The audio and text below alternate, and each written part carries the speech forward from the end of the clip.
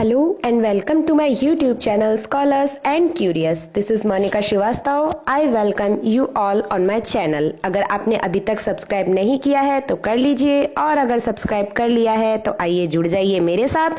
आज हम करेंगे इम्पॉर्टेंट क्वेश्चंस ऑफ थर्मोडायनेमिक्स जो कि बेस्ड है on previous year questions of CSI, NET, GAT, BHU, MSc, JEST, IIT, JAM, physics etcetera etcetera. तो चलिए हम शुरुआत करते हैं क्वेश्चन नंबर 1 से। The question is, in a thermally insulated container, 0.01 kg of ice at 273 Kelvin is mixed with 0.1 kg of water at 300 Kelvin. Neglecting the specific heat of the container, the change in entropy of system in joule per Kelvin on attaining thermal equilibrium is। और इसका answer हमें round off to 2 decimal places में देना है। ये question friends GATE 2019 यानी last year GATE के exam में आया हुआ है। ये क्वेश्चन कुछ ऐसा है कि हमें 0.01 केजी आइस को जो कि 273 केल्विन पर है, 0.1 केजी वाटर जो कि 300 केल्विन पर है, उसमें मिक्स करना है और जो मिक्सचर है उसमें जब थर्मल इक्विलिब्रियम आ जाए तो चेंज इन एंट्रोपी को हमें बताना है कि वो कितनी होगी। तो ऐसा क्वेश्चन करने का मैं आपको एक तरीका पहले वीडियो लेक्चर्स में भी बता चुकी हूं जिसमें हमने ब्लॉक्स बनाए थे और उन ब्लॉक्स के थ्रू चेंज को शो किया था और उसके थ्रू ये क्वेश्चन सॉल्व किया था। बस वही तरीका है, यहां पर मैंने ब्लॉक्स नहीं बनाए हैं और ये तरीका जो सॉल्व कहीं मुझे मिल गया था तो वो मैंने यहां पर लिख दिया है। So that is T equivalent, ये 300 केल्विन के आसपास है। That is heat gain equals to heat loss. करना वही है। सबसे पहले delta S ice change in entropy when ice and change in entropy when water, तो ये फॉर्मूला है ml upon t and mc ln t initial upon t ice and this mc ln, and ये फॉर्मूले जो same simple फॉर्मूले है वो लगा दिए और हमने दोनों की जो है एंट्रोपी निकाल ली। हमारा जो टोटल एंट्रोपी चेंज होगा that is delta S ice plus delta S water. तो ये पॉजिटिव है, ये नेगेटिव है, तो सिंपली इसमें से इसको सब्ट्रैक्ट कर देंगे और हमारा जो फाइनल आंसर होगा that is delta S equals to 1.03 joule per Kelvin. So the question number 2 is from IIT JAM 2019. In a heat engine based on Carnot cycle, heat is added to the working substance at constant entropy, pressure, temperature, volume. तो friends याद कीजिए हमने Karnaugh cycle जब पढ़ा था तो जो Karnaugh cycle है उसका डायग्राम हमने कुछ ऐसा बनाया था, A to B and then B to C and then C to D and then D to A। जहां से हम चले थे वहीं आ गए। ये जो फर्स्ट हमारा प्रोसेस था A to B, यहां पर हीट हम ऐड कर रहे थे, यहां से हीट ऐड होती है इस कार्नो साइकिल में और जो C to D है वहां से हीट एब्जॉर्ब की जाती है, बाहर निकाली जाती है। तो जब हीट ऐड होती है उस समय A to B जो प्रोसेस है हमारी वो क्या थी फ्रेंड्स? वो थी आइसोथर्मल एक्सपांशन। तो आइसोथर्मल मींस कौन सी प्रोसेस है? टेम्परेचर कांस्टेंट है, तो कांस्टेंट टेम्परेचर की बात करेंगे तो सी ऑप्शन सही हो जाएगा फ्रेंड्स। थर्ड क्वेश्चन भी IIT JAM 2019 से लिया है। आइसोथर्मल कंप्रेसिबिलिटी, आइसोथर्मल कंप्रेसिबिलिटी का डायरेक्ट फॉर्मूला है, मैं आपको पहले भी बता चुकी हूं। Question number 4, during free expansion of an ideal gas under adiabatic condition the internal energy of the gas. Adiabatic condition में गैस की इंटरनल एनर्जी डिक्रीज होगी, इनिशियली डिक्रीज देन इंक्रीज होगी या कांस्टेंट रहेगी।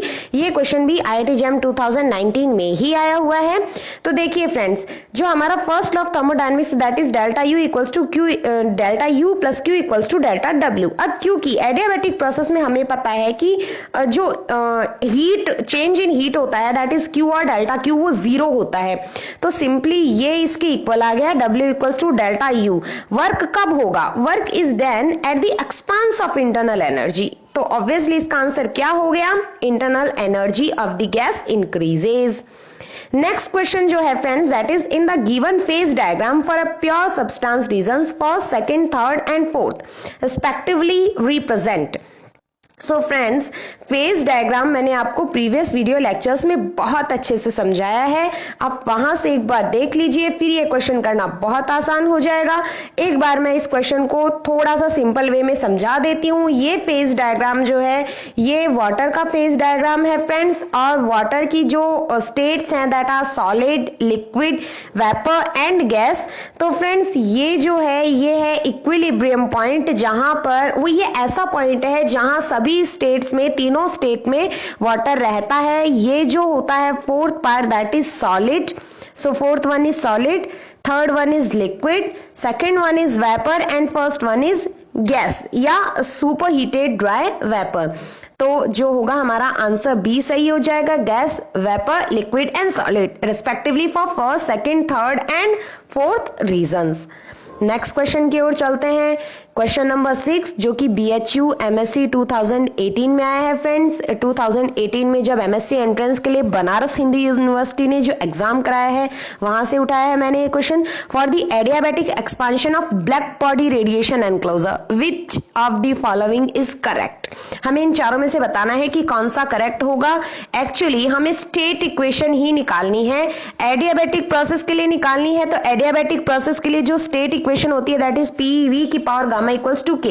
और क्योंकि हम ब्लैक बॉडी रेडिएशन की बात कर रहे हैं फ्रेंड्स, तो ध्यान रखिए यहाँ पर गामा हम 4/3 कंसीडर करेंगे क्योंकि फोटोन्स की बात हो रही है। Simply PV equals to RT होता है, तो P equals to RT upon V। आप यहाँ P की जगह RT अपॉन V लिख दीजिए, V की power gamma equals to K। अब देखिए यहां से हमें क्या मिला, TV की पावर गामा -1, गामा की वैल्यू है 4/3, -1 कर दिया तो V की पावर 1/3, तो ये हो गया हमारा TV की पावर 1/3 इक्वल्स टू K। तो हमारा ऑप्शन ए सही हो गया। नेक्स्ट क्वेश्चन, क्वेश्चन नंबर 7, ये भी BHU MSc 2018 में आया है। इन थ्रॉटलिंग प्रोसेस, तो फ्रेंड्स थ्रॉटलिंग प्रोसेस क्या है, लास्ट वीडियो लेक्चर में ही मैंने आपको बताया that is Joule Thomson effect.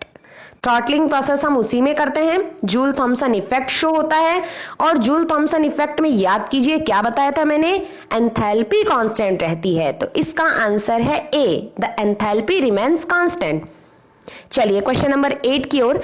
The numerical value of the slope of an isenthalpic curve at any point on a TP diagram is called.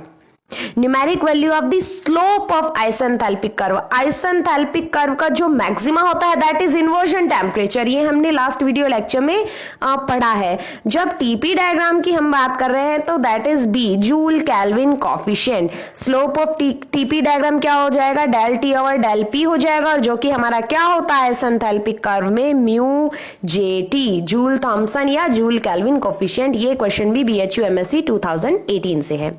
Question number 8, which of the following can be used to produce lowest temperature? Lowest temperature produce करने के लिए इनमें से कौन से methods काम में लिए जाते हैं? ये क्वेश्चन भी BHU MSc 2018 से है। देखिए ये आपका क्वेश्चन BSc सेकेंड ईयर की बुक से डायरेक्ट पूछ लिया गया है। आपको जब BSc सेकेंड ईयर या जब भी आपने ग्रेजुएशन में फर्स्ट, सेकेंड या थर्ड ईयर में थर्मोडायनेमिक्स पढ़ी होगी तो आपने वेरियस प्रोसेसेस पढ़ी होंगी to lowering the temperature of gases. तो उसमें था liquefaction of nitrogen gas, liquid helium and adiabatic demagnetisation of paramagnetic salts.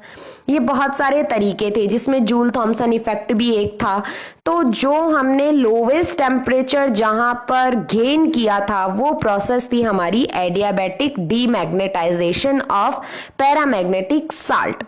In the process of adiabatic demagnetization of a paramagnetic salt, energy spent in doing magnetic work leads to fall in temperature below 1 Kelvin. Below 1 Kelvin कितना कम होता है देखिए।